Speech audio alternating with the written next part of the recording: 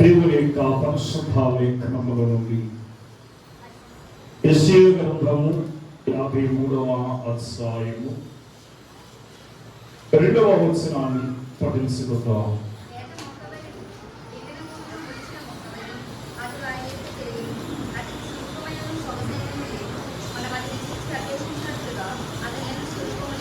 ప్రార్థన చేసుకుందాం. మహోన్నతుడును మహాకరుడును మమ్మల్ని రక్షించడానికి పరమండలమును విడిచి భూమి మీదకి విచ్చేసిన సర్వోన్నతుడా నీకే స్తోత్రములు. చదవబడిన వాక్యమును మేము వివరించవలసి ఉండగా వాక్య గ్రంథములు మీ నుండి మాతో మాట్లాడమని వాక్యమై భూమి మీదకి దిగి వచ్చిన వరుడైన క్రీస్తు ప్రభువును బట్టి ప్రథమలాడుకొనుచున్నాము తండ్రి, ఆమేన్.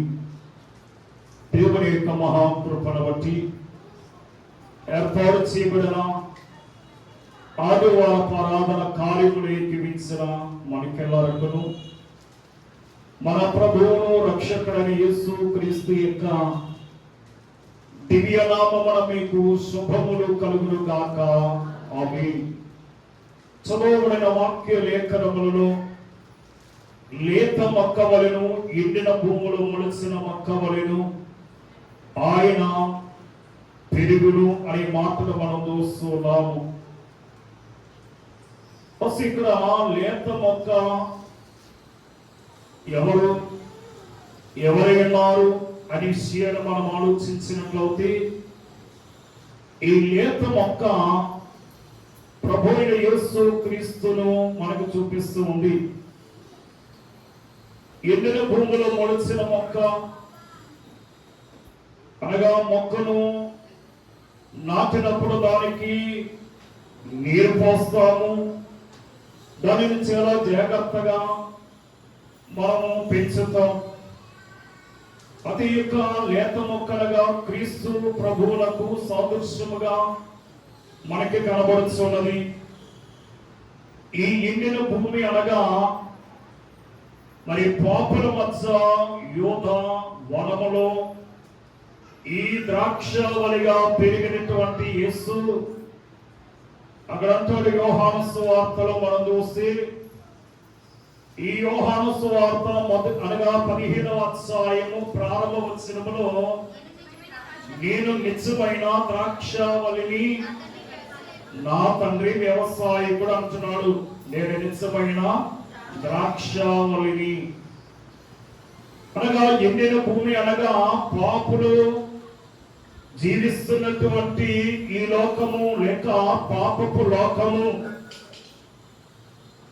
ఈ ఎండిన భూమిలో మొలిసిన ఈ మొక్కే క్రీస్తు ప్రభు అనే మాట మనకి పరిచయాక్షరముగా చూపిస్తూ ఉంది. ఈ ద్రాక్షవలైనటువంటి క్రీస్తు ప్రభు యొక్క రక్తము అనగా మన పాపము నుండి మనల్ని విమోచించడానికి మరి సాదృశ్యముగా మనం చూస్తూ ఉన్నాము. కీర్తన గ్రంథములో 128వ సంకీర్తన 3వ వచనాన్ని మనం గమనిస్తే నీ లోగట నీ భార్య ఫలించు ద్రాక్షవల్లి నుండును అనే మాటను మనం చూస్తున్నాము. నీ భోజనపు బల చుట్టూ నీ పిల్లలు ఒలీవ మొక్కల వలె ఉందంటున్నాడు.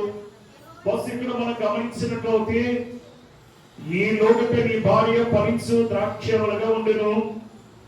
ద్రాక్షవల్లి సంగమునకు గుర్తు.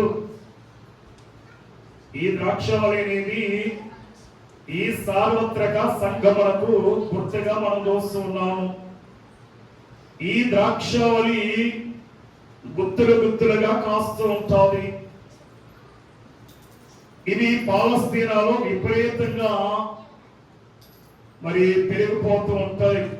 యూదా వనములో ఈ ద్రాక్షవల్లిని క్రీస్తు ప్రభువు అనగా ఈ ప్రభువే మరి దీనిని నాటునట్లుగా మనం చూస్తున్నాము.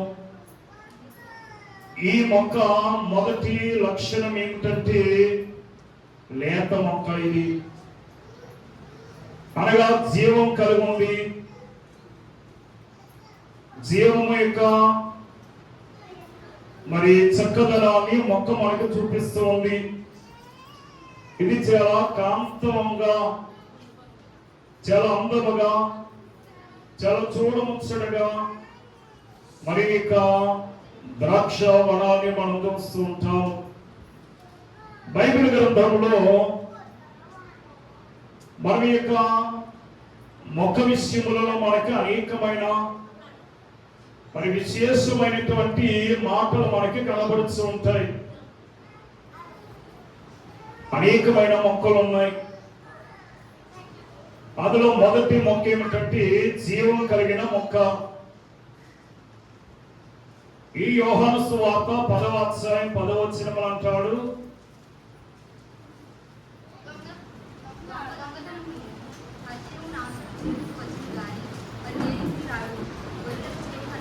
గొర్రెలకు జీవము కలుగుటకును అది సమృద్ధి కలుగుటకును నేను వచ్చిందని మీతో నిశ్చయముగా చెప్పుచున్నాను అనే మాటను మనం చూస్తున్నాము. ఈ జీవం కలిగినటువంటి ఈ మొక్క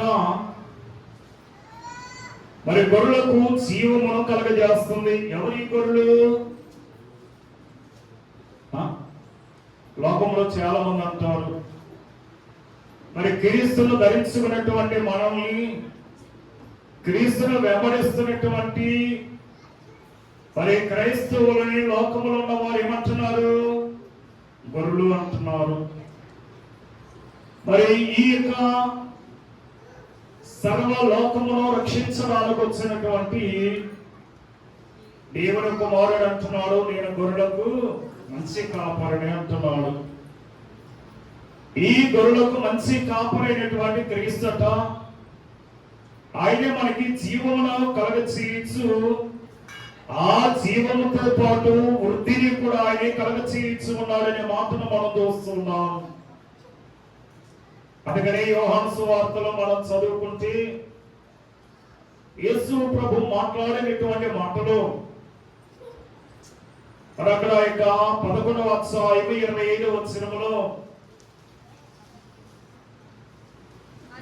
అందుకే యేసు ఆ పునరుత్థానమును జీవమును నేనే అంటున్నాడు.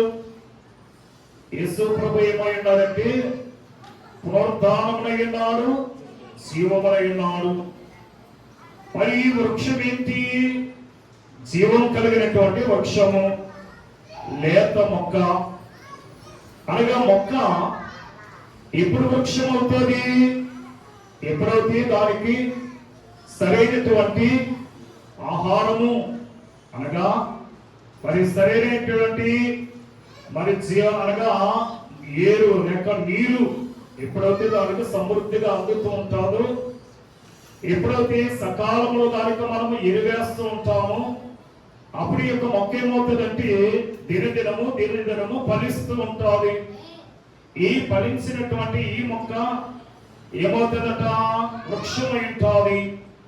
మరి మనము ఈ యొక్క జీవ వృక్షములకు మనము హక్కు గల వారమై ఉండాలంటే ఈ వృక్షము కింద, ఈ వృక్షపు నీడలో మనము ఫలించే వారమై ఉండాలి. రెండవ మొక్క ఏమిటంటే ఎదుగుదల కలిగిన మొక్క. మొక్క ఎప్పుడు కూడా ఏం చేస్తూ ఉండాలి? ఎదుగుతూ ఉండాలి. అనగా ఎదుగుతూ ఉంటేనే ఆ మొక్కకి అందము. ఆ మొక్క ఫలిస్తేనే ఆ యజమానుడికి సంతోషము. ఫలించలేదనుకోండి ఏమంటున్నాడు? కనుక మనము ఏమవ్వాలి? ఎదగాలి. అందుకే వాక్యములో మనం చూస్తే లూకా సువార్త 2వ అధ్యాయము 40వ వచనములో, బాలుడు జ్ఞానముతో నిండుకొనొచ్చు, ఎదిగి బలం పొందుచుండును, దేవుని దయ ఆయన మీద ఉండును అని మనం చూస్తున్నాము. ఈ యేసునే మొక్క ఎదుగుదల ఉండాలి. ఎలా ఉండాలంటే జ్ఞానంతో పెరిగే వారమై ఉండాలి. అందుకే బాలుడైనటువంటి యేసట జ్ఞానముతో నిండుకున్న వాడై ఉన్నాడు. ఎదిగి బలము పొందిన వాడై ఉన్నాడు. మనము కూడా ఏం చేయాలి? జ్ఞానంతో ఉండాలి. వాక్యం అంటుంది, మనం అజ్ఞానుల వలె కాక జ్ఞానము కలిగి జీవించాలట. మరి మనము అజ్ఞాన స్థితిలో ఉన్నామా, జ్ఞానము కలిగి మనం నడుచుకుంటున్నామో ఒకసారి మనకు మనమే పరీక్షించుకోవాల్సిన వారమై ఉన్నాము. మన క్రీస్తులో మరి నింపబడిన వారమై ఉండాలి. ఒక భక్తుడు అంటాడు, నింపబడిన వారే పంపబడతారట. మనం నింపబడితే దేవుని ఆత్మ మనలోనికి దిగొస్తూ ఉంటాడు. ఎప్పుడైతే దేవుని ఆత్మ మనలోనికి దిగొచ్చిందో మనము ఫలిస్తూ ఉంటాము. అప్పుడు మనము భాషలతో మాట్లాడుతూ ఉంటాము. అప్పుడు మనము ప్రవచించిన వారు ఉంటాము. దేంట్లో ఎదగాలి? ప్రార్థనలో ఎదగాలి, ఆత్మలో ఎదగాలి, జ్ఞానములో ఎదిగిన వారమై ఉండాలి. ఈవేళ మనకి ప్రార్థనలో ఎదుగుదల ఉందా? మనం ప్రార్థన చేసుకునే అలవాటు మనకుందా అంటే అందులో మనకి ఏమో మనంతటా మనం పరీక్షించుకుంటే 0 చూపిస్తుంది. మరి మనము 0 మార్కులతో మనం పాస్ అవ్వగలమా? పాస్ అవ్వలేము. అందుకని మనం ఏం చేయాలి? మోకాళ్ళ మీద ఉండి ఆ ప్రార్థన రాలేకపోయినా, ప్రార్థన చేత కాకపోయినా ఆ ప్రార్థన వాల్యూమని ప్రభువుని అడగాలంట. అప్పుడు మనము ఎదుగుతాము. అందుకని ఇక్కడ మనకి యేసు ప్రభువుని మనకు సాదృశ్యంగా చూపిస్తున్నారు. ఆయన జ్ఞానం అంది ఎదిగాడు. ఎదిగిన వాడే బలం పొందుకున్నాడు. ఈ బలం పొందుకున్న వాడే దేవుని యొక్క దయను కలిగి ఉన్నాడు. మరి దేవుని యొక్క దయ కలిగిన వాడే లోకములో వృద్ధి కలిగి ఉంటారట. అందుకనే యెహోవా యందు భయభక్తులు గలవాడిలాగు ఆశీర్వదింపబడతాడు. మరి వాడు ఆశీర్వదింపబడుతున్నాడు.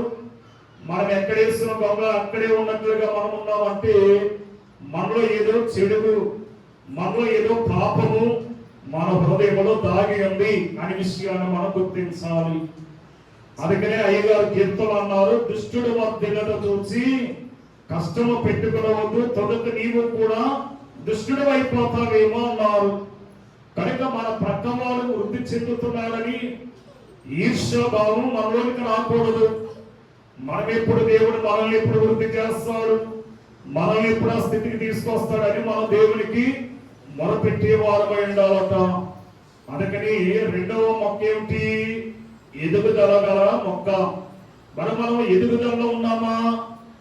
మనం ఎదగాలి అంటే ఏం చేయాలి? ఏమో సరైన నీరు మొక్కకి అందాలి. ఆ సరైనటువంటి నీరు అనగా ఆ యొక్క ఏరికి తగినటువంటి నీరు ఎప్పుడైతే అందుతాదో ఆ మొక్క ఏమవుతుందట? ఫలిస్తూ ఉంటుందట. ఏమో ఆ మొక్క ఎదుగుతూ ఉంటుంది. అందుకని మనము మరి పాటల్లో ఎదగాలి, వాక్యంలో ఎదగాలి, ప్రార్థనలో కూడా ఎదగాలి. మరి ఎప్పుడైతే మనం ఈ ఎదుగుదలను మనం ఎప్పుడైతే చూస్తామో అప్పుడే ఆశీర్వాదాలను పొందుకుంటాము. మూడవ మొక్క ఏమిటంటే ఫలింపు కలిగిన మొక్క. ఏముండాలట? ఫలింపు ఉండాలి. చూడండి, యోహాను సువార్త 15వ అధ్యాయంలో 15వ వచనములు అంటాడు, ఎవడు నా యందు నిలిచిండునో వాడు ఫలించును అంటాడు. అక్కడ చదువుతా వాక్యాన్ని.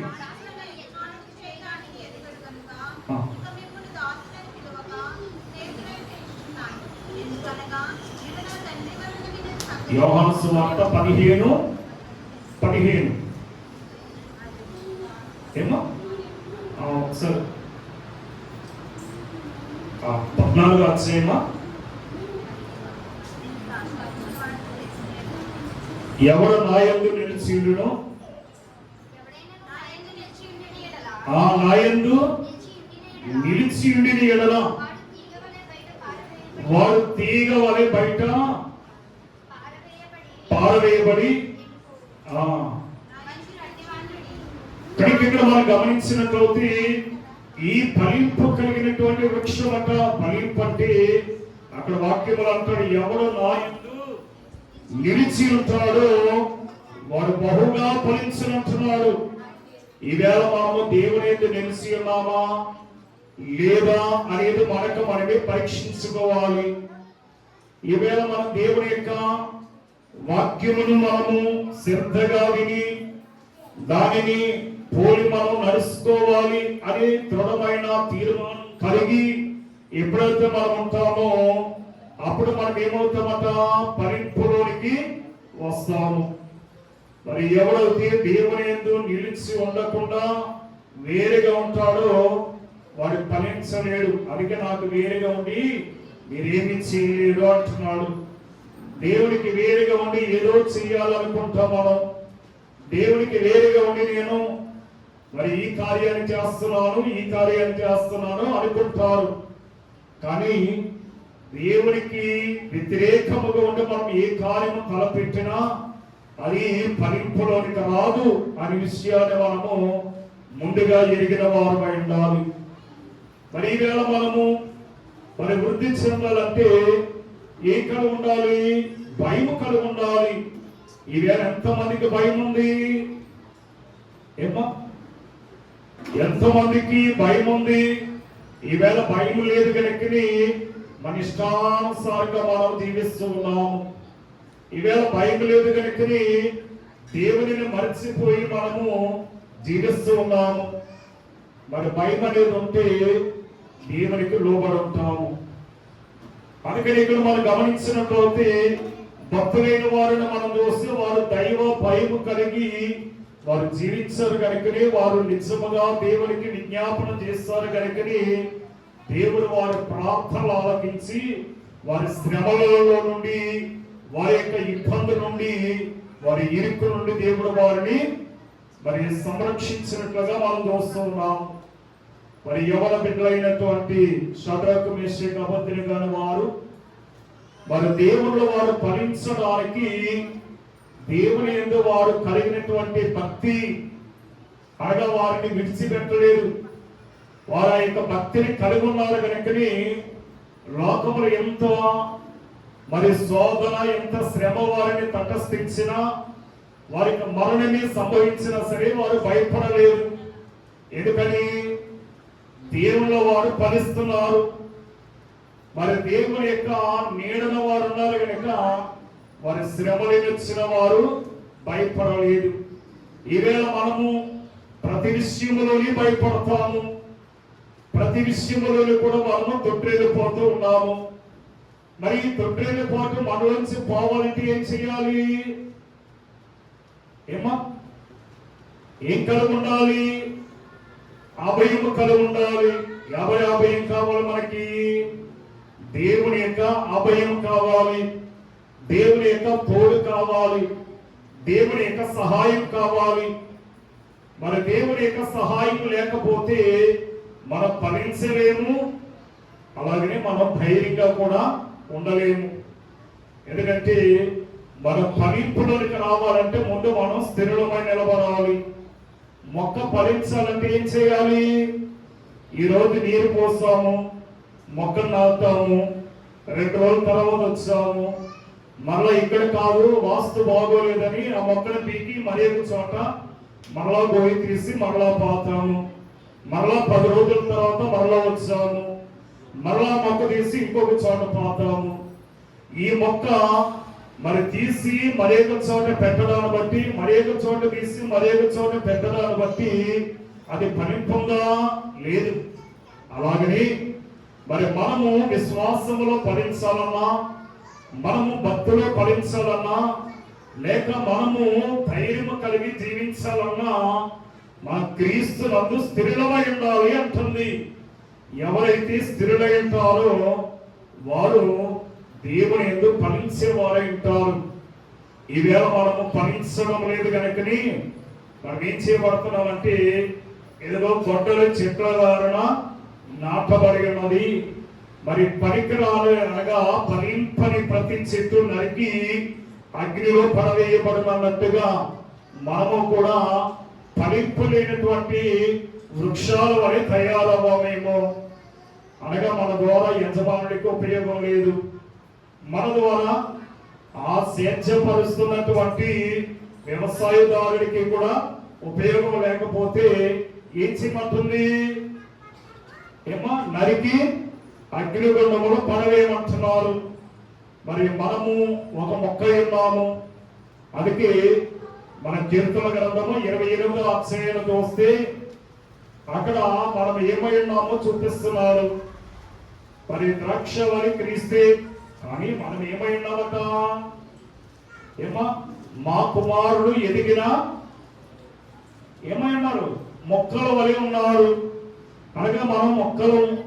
మరి ఈ మొక్క పరిస్తేనే ఆ మొక్క నాటిన వాడికి సంతోషము.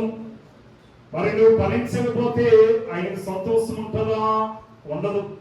అందుకని మరి పనికిరాని ఫలింపని ప్రతి తీగలో నరికి అగ్నిలో పడవేయమంటున్నాడు యోహాను సువార్తలో 14 అనగా ఈ యొక్క 15వ అధ్యాయములోని.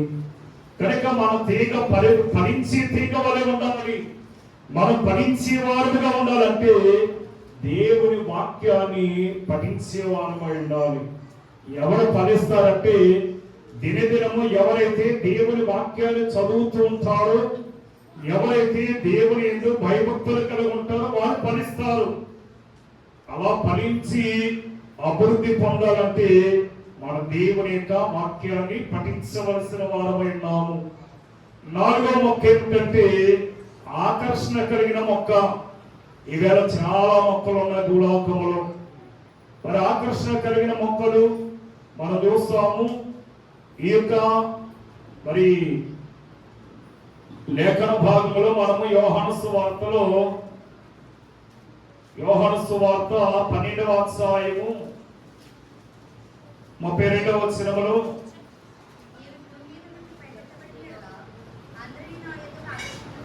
నేను భూమి మీద నుండి పైకెత్తబడిన ఎడల అందరినీ నా యొద్దకు ఆకర్షించుకుందని మరి ప్రభువు అయిన యేసు చెప్పుకొచ్చారు. మరి ఇప్పుడు మనం ఏం చేయబడాలి? ఆకర్షింపబడాలి. అంటే మరి నేను అనగా యేసు క్రీస్తు భూమి మీద నుండి పైకెత్తబడిన ఎడల అందరిని ఆయన యొద్దకు ఆకర్షించుకుంటాడట.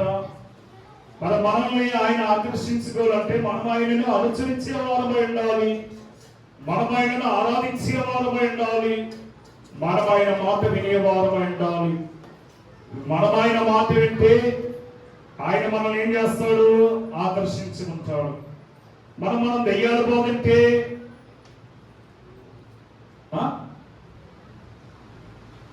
ఏమ్మా 1 తిమోతి 4:4 సారీ 2 తిమోతి 1 తిమోతి 4 ప్రారంభవచనం. అయితే కడవరి దినాల్లో కొందరు అబద్ధికులు వేషధారుల వల్లను మోసపరచు ఆత్మల యందును దయ్యముల బోధల యందును. ఏ బోధ యందు లక్ష్యం ఉంచుతారు? దేవుని బోధ యందు లక్ష్యం ఉంచరట. దయ్యముల బోధల యందు లక్ష్యం ఉంచుతారు. కారణం ఏమిటి? ఎందుకు లక్ష్యం ఉంచాలి అంటే, ఎందుకు లక్ష్యం ఉంచుతున్నారంటే, అయ్యా అయ్యగారు ఇది చేయొచ్చు అంటే చేయొచ్చు అంటాడు. ఏదో కొట్టొచ్చు అంటే కొట్టొచ్చు అంటాడు. మరి ఇది చేయమంటున్నాడు కనుక ఆ బోధ మనకి నచ్చింది. నచ్చలేదా? ఏమ్మా నచ్చుతుంది. ఎందుకని? అయ్యగారు ఇది చేయొచ్చు అంటాడు, చేయొచ్చు అంటాడు. ఈయన మరొక ఆయన దగ్గరికి వెళ్తే చేయకూడదు అంటాడు. ఎవరంటే ఇష్టం మీకు? ఇప్పుడు చేయమన్నవాడంటే ఇష్టమా, చేయకూడదు అన్నవాడంటే ఇష్టమా? చేయకూడదు అన్నవాడంటేనే ఏమా ఇష్టం ఉండదు. ఎందుకని? మనకు అది కావాలి, ఇది కావాలి. అటో గంతేయాలి, ఇటో గంతేయాలి. మరి అటు ఇటు గంతులేస్తే ఈయనేమంటున్నాడు ఇక్కడ యోహాను సువార్త 12:32లో? ఇదిగో నేను భూమి మీద నుండి పైకెత్తబడిన ఎడల నేను వెళ్ళిన తర్వాత అందరినీ నా ఎదుగా ఆకర్షించుకుంటాను అంటున్నాడు. ఎవరిని? అటు గంత ఇటు గంత వేసిన వాళ్ళ ఏమ్మా?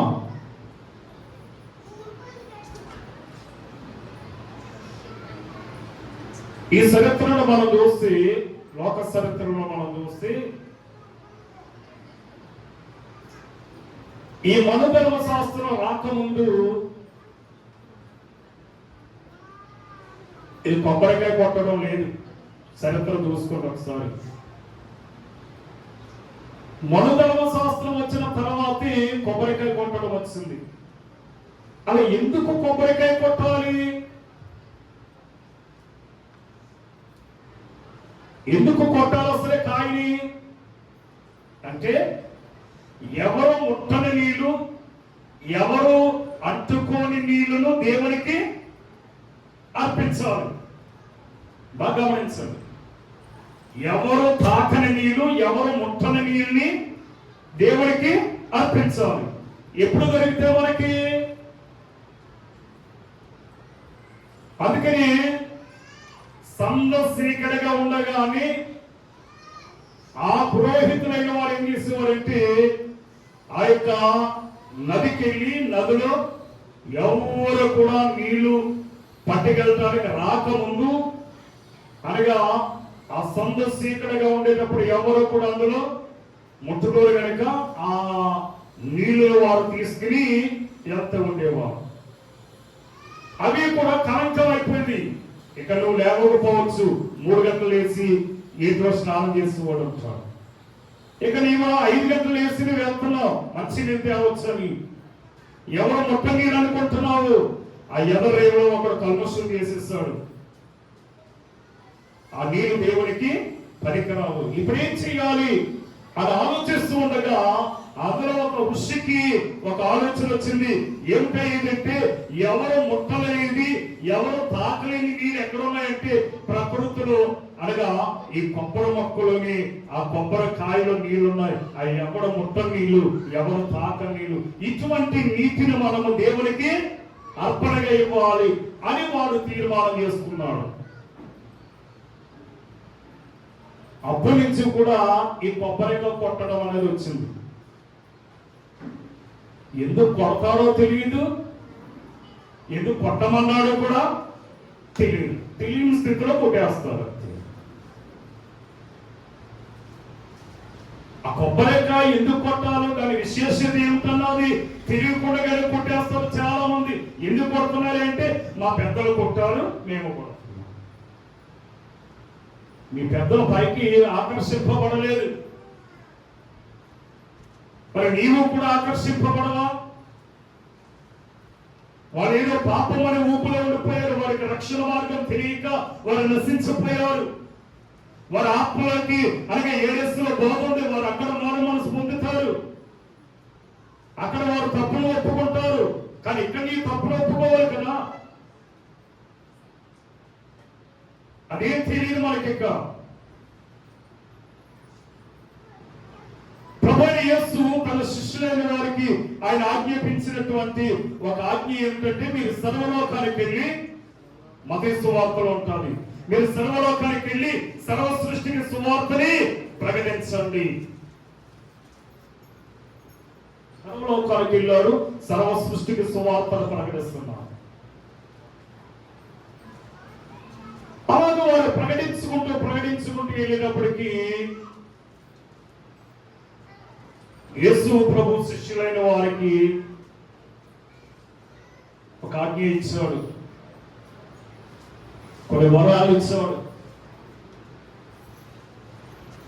అందులో స్వస్థత వరం ఒకటి. మీరు రోగుల మీద చేతులు ఇచ్చేటప్పుడు వారు బాగుపడతారు అని చెప్పుకొచ్చారు. తర్వాత మీరు వేటిని బంధించదో అవి బంధింపబడును అనే మాటను తెలియజేస్తారు. అనగా యేసు క్రీస్తు నామమున మనం వేటిని బంధిస్తామో అవి బంధింపబడతాయి. యేసుక్రీస్తు నామములో వేటిని మనం విప్పుతాము అవి కట్లు విప్పబడిననే మాట ఉంది. మన వేట్లో మనము ఆకర్షింపబడ్డాము. అక్కడ అంటున్నాడు, నేను భూమి మీద నుండి పైకెత్తబడిన తర్వాత అంటున్నాడు. ఆయన ఈ లోకానికి వచ్చాడు, 33.5 సంవత్సరాలు ఆయన జీవించాడు, 3.5 సంవత్సరాలు ఆయన సువార్తను ప్రకటించాడు.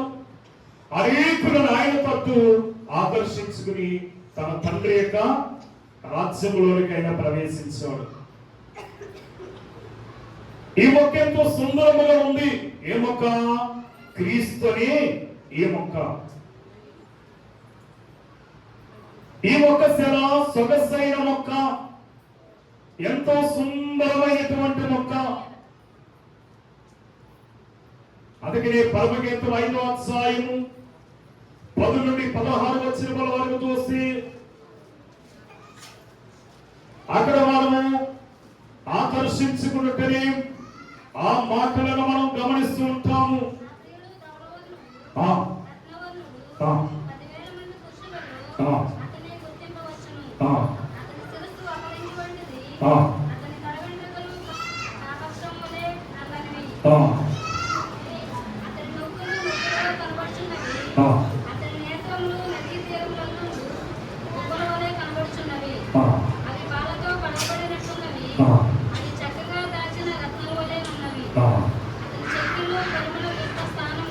కనుక ఈ మొక్కని సొగసైన మొక్కగా, సుందరమైనటువంటి మొక్కగా ఈ పరమగీతములో వర్ణిస్తూ ఉన్నాడు. అదే కీర్తనకారుడు 45వ సంకీర్తన 2వ వచనములో అంటాడు, నీవు నరుల కంటే నీవు అతి సుందరుడైన అంటున్నాడు. నరుల కంటే నీవు అతి సుందరుడైన, నీ పెదవుల మీద దయారసం పోయబడినది కావున దేవుడి నిత్యము నేను ఆశీర్వదించును అంటున్నాడు. దేవుడి ఎందుకు మనం ఆశీర్వదింపబడాలి అంటే ఈ మొక్క ఎలా ఉండాలంట? సొగసైన సుందరమైనటువంటి మొక్కగా ఎదగని ఉండాలి. ఈ సుందరమైనటువంటి మొక్కగా ఎదగాలి.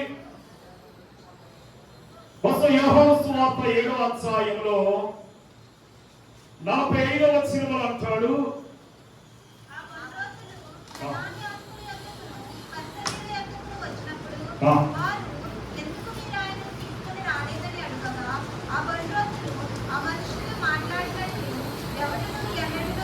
ఆ మనుష్యుడు మాట్లాడినట్లు ఎవరును ఎన్నడూ మాట్లాడలేదు.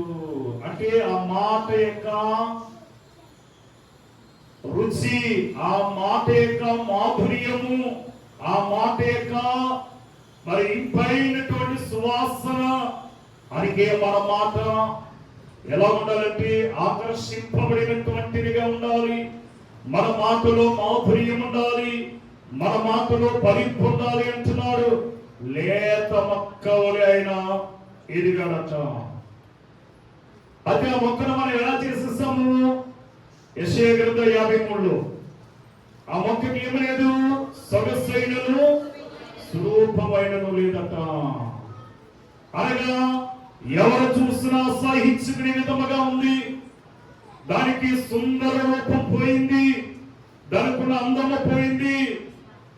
దాన్ని చూడగాని ఎలా ఉందంటే అసలే చూడటానికి అసహ్యంగా కనపడుతుందట. ఇక 4వ మొక్క ఆకర్షణ కలిగినటువంటి మొక్క ఇది. 5వ మొక్క సువాసన కలిగిన మొక్క. ఎంతటి సువాసన అంటే పరమగీతము 5వ అధ్యాయము ఎందులో చూస్తాం, అతని చెక్కిళ్ళు పరిమళ పుష్పస్థానములు సుగంధ వృక్షములు చేత శోభిల్లుచున్నది అంటున్నాడు.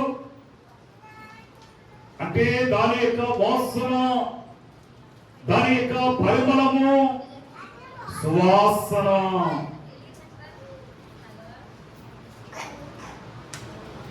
ఎంతకంటే భూభాగంలో అది ఎలా ఉందట? ఆ పెదవులు పద్మములు వంటివి. ఏమా కనుక ఆ యొక్క రూపమును వర్ణిస్తూ ఉన్నారు ఇక్కడ. ఆ యొక్క సువాసనను, ఆ పరిమళలను వర్ణింపబడుచున్నట్లుగా మనం చూస్తున్నాం. అందుకే సువాసన కలిగిన మొక్కగా మనం చూస్తున్నాం. మనం అంటే ఎలా ఉండాలంటే పరిమళ సువాసన కలిగిన మొక్కగా ఉండాలట. దుర్వాసన వచ్చే మొక్కగా కాదు. మన ప్రవర్తనలో ఉండాలి, మన నడవడికలుగా ఉండాలి, మన క్రియలుగా ఉండాలి, మన ఆలోచన కూడా ఎలా ఉండాలంటే సువాసన కలిగే విధముగా ఉండాలి. అంతేగాని కొంతమంది లోకరీతిగా మనం చూస్తాం, కొంకలు నోరిప్పితే ఒక్క మన వాసన వస్తూ ఉంటుంది. అక్కడ నిలబడటానికి కూడా మరి అసహ్యంగా ఉంటుంది. కానీ ఇక్కడ అంటున్నాడు మనం ఎలా ఉండాలంటే పరిమళ వాసనగా ఉండాలంట. ఎక్కడి నుంచి వస్తుంది ఈ పరిమళ వాసన అంటే దైవ సన్నిధిలోనికి మనం వస్తే ప్రార్థన అలవాట్లు చేసుకుంటే ఆ ప్రార్థన నీకు ఎలా మారుస్తుందంటే పరిమళ మొక్క వారి మారుస్తుందట. ఆ సుగంధ వృక్షము ఎలాగైతే ఉంటుందో నీ నుండి పరిమళ వాసన కూడా అలాగే పెద్ద చల్లబడుతూ ఉంటుంది. ఇది నాన్న ఈ దుర్వాసన వచ్చే మొక్కలు ఉన్నాయి కొన్ని, మరికొన్ని వాసన ఉండదు, ఏమీ ఉండదు. ఏమో కొన్ని వృక్షాలకి సువాసన తెలియదు, కానీ కొన్ని వృక్షాలు మాత్రమే తనకున్న పరిమళ వాసనను బయటికి వెదజల్లుతూ ఉంటాయి. ఇందులో అనేకమైన వృక్షాలు మనం చూస్తూ ఉంటాం. చూడ మరికొన్ని పుష్పాలు మనం చూసి ఆ పుష్పాలకున్న పరిమళ వాసనను బయటికి వెదజల్లుతూ ఉంటాయి. ఆ చెట్టు నుండి మొక్కను వేరు చేసినగా ఆ చెట్టు నుండి ఆ పువ్వుని వేరు చేసిన అది వాడే కొలది పరిమళ వాసనను అనగా దినదినము పెంచుతూ ఉంటుంది. ఆ పువ్వు మాడిపోతూ వాసన వస్తూ ఉంటుంది. అలాగని క్రీస్తునే ఈ పరిమళ పుష్పము కూడా ఆయన నలుగుచు, ఆయన శ్రమ పడుచు అనేకులకు తన పరిమళ వాసనను ఇంపైన సువాసనగా మార్చినట్లుగా మనం చూస్తూ ఉన్నాం. ఆరవదిగా ఔషధ గుణములు కలిగిన మొక్క.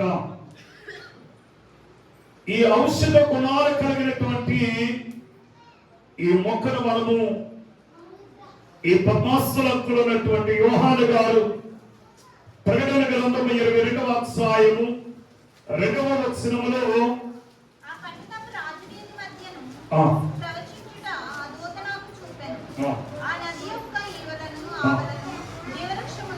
జీవవృక్షముండెను,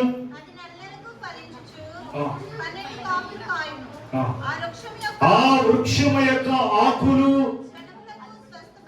జనములకు అనగా ప్రజలకు స్వస్థత పరచుటకై వినియోగించుదురు. ఆ వృక్షము యొక్క ఆకులట జనములను స్వస్థత పరచుటకై వినియోగించుదురు అనే మాటను మనం చూస్తున్నాం. అంటే ఈ మొక్క ఔషధ గుణాలు కలిగినటువంటి మొక్కగా మనం చూస్తున్నాం. అనగా రోగులైన వారికి స్వస్థత కలిగించే మొక్కగా మనం చూస్తున్నాం. అందుకే ద్రాక్షవల్లిని నేను తీగల మీరంటున్నాడు. ద్రాక్షవలైనటువంటి క్రీస్తుని ఈ మొక్క సర్వ మానవులకి ఏమిస్తుందంటే రోగ నివారణ కలగచేయు మొక్కగా మనం చూస్తున్నాం.